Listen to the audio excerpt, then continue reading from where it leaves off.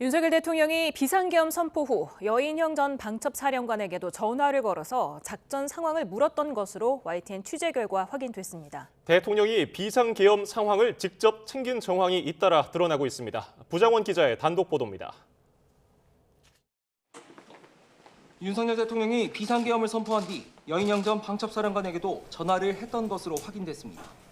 여 전 사령관은 검찰 특별수사본부 소환을 앞두고 YTN과의 전화 인터뷰에서 계엄 당시 윤 대통령에게 전화를 받았다고 처음으로 인정했습니다. 여 전 사령관은 대통령의 전화 지시가 있었느냐는 취재진의 질문에 부정은 않는다고 밝혔습니다.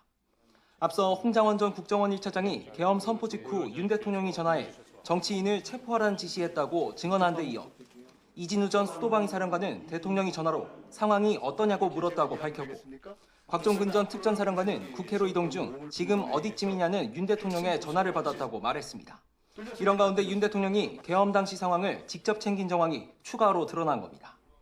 다만 여 전 사령관은 대통령이 전반적인 상황을 물어본 정도였다며 구체적인 지시나 명령 등이 있지는 않았다고 설명했습니다. 여 전 사령관은 또 다른 핵심 쟁점인 주요 정치인에 대한 체포 시도 의혹에 대해서도 사실상 시인했습니다. 앞서 홍장원 전 국정원 1차장은 윤 대통령이 싹 다 잡아들여 정리하라고 말했다고 밝혔는데 여 전 사령관은 김용현 전 국방부 장관은 그런 식으로 말하진 않았다며 명단을 불러주면서 포고령 위반과 관련해 신병 확보 등의 조치를 준비하라고 지시했다고 설명했습니다.